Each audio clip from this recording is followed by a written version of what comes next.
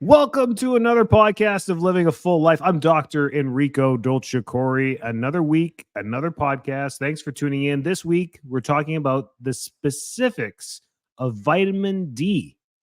Why this vitamin, Dr. Enrico, and not anything else? Well, because I'm Dr. D and it's vitamin D. It's my favorite vitamin. No, not that simple. All vitamins are important, but the controversy going back and forth with vitamin D over the last 40 years has been kind of comical to watch from the sidelines. I remember as a young doctor, 24 years old in my practice, telling people you need to take vitamin D. I started up in Canada, in Western Canada, where we're sheltered in 6 layers of clothing in the winter, inside trying to stay warm.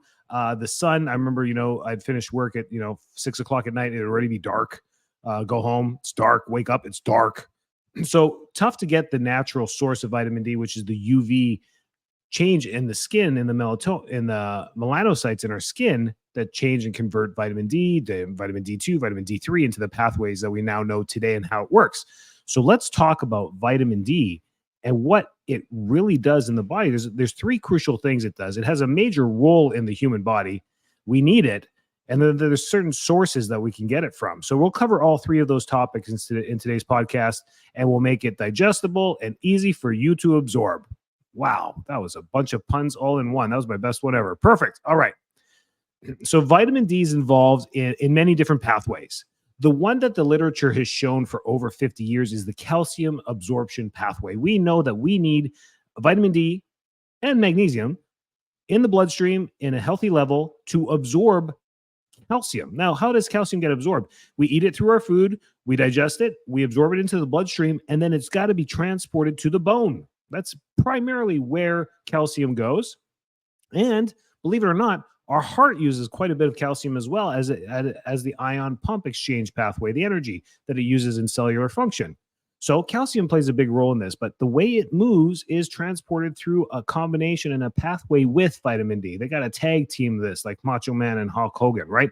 So this is how they got to go and absorb things into the bloodstream. So calcium absorption, the literature has been very sound on this, that we need to make sure that we have adequate levels of both vitamin D and calcium to help stimulate these physiological functions of calcium, that what we do. So the next thing, because of calcium absorption, I kind of led to number 2, it's bone health. So with vitamin D, we get the calcium to where it needs to go into our bones, and it helps sustain and maintain good bone health through our lives. Vitamin D deficiency early on, 100 years ago or 200 years ago, just with the settlers moving across the ocean and all that, and all those stories that we heard from all the travelers that came across, I went brain dead there for a second. I can't remember any of them. Jacques Cabot, and all those guys that came across. They had conditions like rickets, or osteomalacia in adults, where there was just bone deficiency or calcium deficiency in the bone, which would lead to rickets and bow legs. And so we know this from there, and we know that vitamin D, and they started bringing fruit back and forth, and they understood that vitamin D or vitamins in the fruits were important when doing long 3, 4, 5 month voyages on boats. So that was the whole point there. So bone health, we know that from the literature as well. Now, here's where the new cool stuff is all about. Immune system regulation. We now know that vitamin D plays a monumental role in immune system, helping to regulate both the innate and adaptive immune responses, both innate and adaptive. So adaptive is when you're trying to fight something and your immune system is keeping up. You don't get much symptoms and you kind of get through it. And then when it's not adaptive, you get really sick and you get sinusy. That's what it helps with in that whole point. It has a multi-inflammatory properties that play a role in reducing the risk of even autoimmune disease and infections. So this is where the new literature is going, and it's very sound so far. Cell growth and differentiation. So it's even important for the growth of our cells. Vitamin D plays a huge role in there. From the proliferation to differentiation in various tissues and organs, all cells in the body require vitamin D. It may have implications in prevention of treatment of certain types of cancer and influencing cell cycle control and apoptosis, programmed cell death. So it is intricated in so many different things. And you can say the same argument, say, Enrico, well, what about vitamin A? Doesn't vitamin A play a major role in our bodies as well? And absolutely, that's true too. But vitamin D plays crucial roles across so many different systems in the body, from the nervous system to the immune system to bone, circulatory, heart, plays such a huge role across so many different things. That's why it's so important to make sure we're not deficient in vitamin D. A number 5 is muscle function. Vitamin D plays so much role in muscle function and strength. So adequate levels of vitamin D may help reduce the risk of falls and fractures in older adults by preserving muscle mass and function. This is what happens when you study things repetitively and actually do science. Science, it never ends. There's never a conclusion or a fact. If there ever is, it becomes a law. And there's only a few laws of the universe. The law of gravity.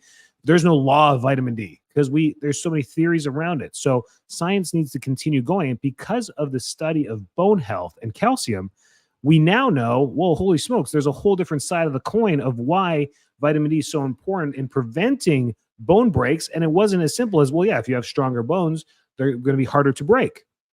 That's one role. The other role is that it keeps lean muscle mass strong. It keeps whatever lean muscle mass you have strong, which maintains balance as we get older, maintains movement. We can walk up and down the stairs on our own accord. These little things that reduce the risks of falling in itself, yet alone breaking a bone. So both muscle and bone. Isn't that cool?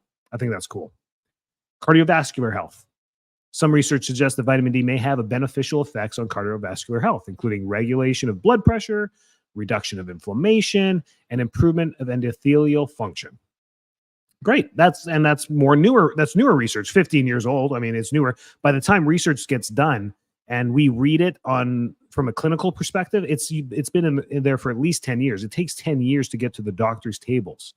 My wife and I are nerds, so we read all the new stuff, but new stuff needs to be tested before we throw it on a podcast and tell you, hey, go run out and get, vitamin K and start drinking it because, well, we don't know where the research goes with that. So we don't say that. But this is 10, 15 years old, the cardiovascular health. And the newer stuff is now brain function and gene expression. So the brain is mood regulation. Vitamin D, there's evidence suggesting that vitamin D may play a role in mood regulation and mental health. They see this with people that are vitamin D deficient have an increased risk of depression and mood disorders. This could be a cofactor in some of these mood disorders and depression where people are just malnourished, tired, lethargic, not sleeping well, depressed, right? They're already depressed. Then they don't sleep well even more. Then they get anxious and then they don't sleep well. It's just this negative feedback loop. So if we're not eating well, not sleeping well, everything's going to get depleted. So it could be a cofactor that's found across this, but people with depression and mood disorders have a tendency to show lower vitamin D as well. Is vitamin D going to be the cure to mood disorders? No, we can't make those types of links, causation and factors, right? We can't do that. But it is shown in the literature to show that mood regulation can be there as well. And I've noticed over my 17-year career that people that have good vitamin D levels, or the people that we help get into a normal vitamin D level, do better with their mood. That's kind of neat. And lastly, gene expression. This stuff is what I love, but I'll get carried away, and this podcast will be 2 hours long. Gene expression. Vitamin D acts as a transcription factor, regulating the expression of numerous genes involved in various psychological processes and physiological processes throughout the body. I'm going to just stop there because that's the new frontier of the science for vitamin D. So there you go. Hope I wowed you a little bit with those things, but the role in the body is so important. It's essential for maintaining healthy bones. It helps the body absorb calcium from the diet. It's important for bone growth, development, maintenance throughout life. It plays a role in regulating the immune system, muscle function, and cell growth. That's what you need to walk away with today from this podcast. So why do we need it? Vitamin D deficiency, that's what we're talking about. We need it so we're not deficient. Vitamin D deficiency can lead to various health problems, including bone disorders, like rickets in children, like I told you. Insufficient levels of vitamin D may also have linked to increased risk of certain cancers, autoimmune diseases, cardiovascular disease, and mood disorders like depression. So that's why we want to be maintaining it, because it plays just too many roles across too many different platforms. And if these are just the conditions that we've learned about, imagine how many more we're going to learn about. So here's the most important thing of the podcast. How do you maintain good vitamin D? The primary source of vitamin D naturally is sunlight. When the skin is exposed to sunlight, it synthesizes vitamin D from the photons to our skin. The melanocytes absorb it, and then it synthesizes that energy into vitamin D. It's so cool, the pathway, how that happens just innately. However, factors like where you live in the world, the closer to the equator you are, probably the more sunlight you're going to get, right? Season, time of day, cloud cover, skin pigmentation, and the use of sunscreen can even affect your vitamin D, right? So it's a double-edged sword. Well, we need sunlight, but we also need to wear sunscreen because constant sun damage can lead to melanoma and skin cancers. So we got to play a role in that. We got to protect ourselves from the UV, the UV that supplies us with life. So the goal is 20 minutes of direct sun exposure every day, 365 days a year, to your entire body. Not wearing pants and just taking your shirt off, and not, in a one-piece swimsuit. That's not enough. You got to do more. And if you expose yourself to more than 20 minutes of direct sunlight, especially here in Florida, you put yourself at risk of a sunburn, which you don't want. See what's going on? So that is why we need to fortify and supply our nutrition with vitamin D. Apart from sunlight, sources of vitamin D include fatty fish like salmon, mackerel, tuna, egg yolks, so don't just eat the egg white, fortified foods like dairy products too. They put the vitamin D in there. And if you listen to our old podcast, we don't like fortified food and processed food because it's really not nutritious. So that's the problem there. So eating whole foods is the best way to do it. So folks, long story short, you need to have a vitamin D supplement. It's got to be liquid form because that's the highest absorbability. And you got to be taking about 5,000 IUs per day. There you go. You had to listen to the whole podcast to get that last tip. Saved it for the end. That's what you got to do. That's been it. And I'm not tooting my own horn here, but for 17 years, I've been saying that. And I was the first doctor in my area to tell people to take 5,000 to 10,000 IUs per day back in 2008. I remember this. They're like, I'm taking 100. This was 100 or the 500 milligram capsules that they were taking. I'm like, you need to take 10 of those, 5,000. And they're like, what are you talking about? And we show them on their blood work. And it was like pulling teeth to get a primary care physician to send them for vitamin D at that time. Oh, vitamin D. Now they do it all the time. So I guess I am tooting my own horn. But we were saying that from that long ago because of the research that was there. It was 10 years old by then. In 1995, this stuff was coming out. So by the time I was in practice in 2007, 2008, 2009, it was 10 years. It was in the literature, and we're at the front runners. And ever since then, we stay at the front of literature and evidence-based science because that is what you need to know to do. And that's it. That's it, folks. That's so 5,000 to 10,000 liquid form. You can buy this stuff anywhere.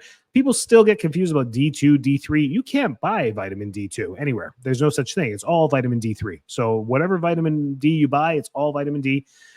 Please do not buy your nutraceuticals online, especially like wholesalers like Amazon.com. Do not buy it. You cannot find where the source is coming from, where the distributors are coming from. You may not be getting it.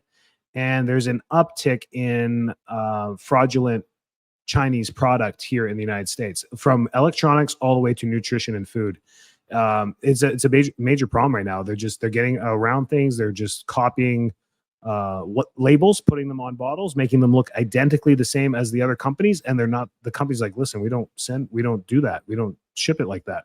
So so you don't know what the source is. Unfortunately, nothing against China, but I mean, there's no way the FDA can't cross-reference this. So we don't know what we're getting. Please do not buy online. If you're going to buy online, find the reputable sources and you co-manage it with your doctor. Like usually the doctors have to get a license or have their license used on something like FullScript or BioDesign or some type of platform where a doctor signs off on it, and then you can have a link where you go into your portal and you can order anything you want, and your doctor can see it at any point. So if you ever have a side effect or if you ever feel something, the doctor can be like, oh, why'd you order all of those? You didn't need those three things. Stop taking those or whatever it is. So that's my best advice, or just have somebody help you. That's the best thing. But vitamin D is safe. Go to the shelf, go to the store at any of your Whole Foods or organic stores, buy vitamin D. You're in good shape there. Stay well. Stay healthy, get your vitamin D. Healthy levels, if you ever get your blood work, is 50 to 70. 50 to 70. The medical range is 30 to 90. 30 to 90. Okay? When you look at that number that they give you. So 30 is deficient. Now, medically, if you come in at 32, they're going to say, nah, you're okay, but you're not. You're well under 50, you're deficient. You're deficient. That's the deficiency range. Under 50 is deficient. Under 30 is medically deficient. Your medical doctor sees you at 20, they now have to prescribe you a shot. And I think a shot's 100,000 IUs. Boom. And you might have to do that shot every week for a few weeks to get your level up. This is what they do for B12 too. If you're chronically low B12, they tell you to get a shot because a shot goes directly into the bloodstream. So that's what will happen medically. Otherwise, if you're under 50, you need to be taking 5. I would up it to 10,000 for a while until you finish that first bottle, and then get to 5,000 after that. That's my tips. Those are safe tips that I can say on a podcast without any slack here, because it's perfectly safe for everyone. Children, you just elevate it up to 5 years of age. So at 1, they can do up to 1,000. At 2, they can do up to 2,000 IUs. At 3 years old, they can do up to 3,000. That's just a nice little guidance for them to get them up to the 5,000 IUs per day at 5. So then that's why we do liquid. You just drop 5 little drops on the tongue. The whole family can do it. A bottle lasts us about a month. And they range between $14 and $24 for vitamin D, depending where the sources come from. And that's your investment for vitamin D. Pretty easy for most people to do. Have a great week. Stay healthy. Take care. God bless.